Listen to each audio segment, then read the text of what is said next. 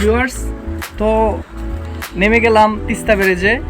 এখানকার স্থানীয় মানুষেরা যেভাবে তিস্তা ব্যারেজের পিলারের কাছ থেকে মাছ শিকার করে থাকে, বিভিন্ন ধরনের নদীর প্রাকৃতিক পরিবেশের যে মাছগুলো আছে তারা শিকার করে থাকে, এই প্রসেসটি আমি আপনাদের দেখাবো।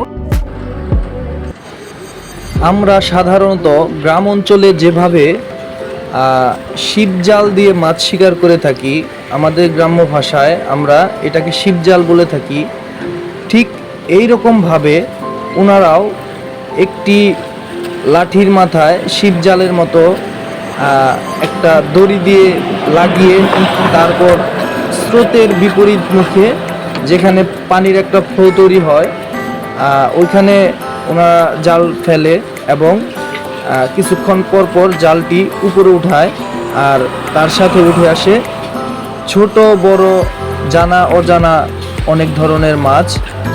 আর আমি বিশেষ করে এই মাছগুলোর নাম জানি না, কয়েকটা মাছের নাম জানি।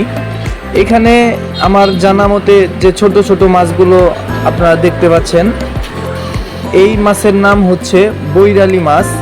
আর তার পাশে আপনার আর একটু বড় সাইজের যে মাছটা আছে ওইটাকে বলে নদীর বাটা মাছ। আরও অন্যান্য বড় মাছ পাওয়া যায় এখানে, বাঘাইর মাছ, আরও অনেক মাছই আছে যেগুলোর নাম আমি জানি না। আর এই সব জালে সাধারণত ছোট মাছগুলোই ধরা পড়ে থাকে।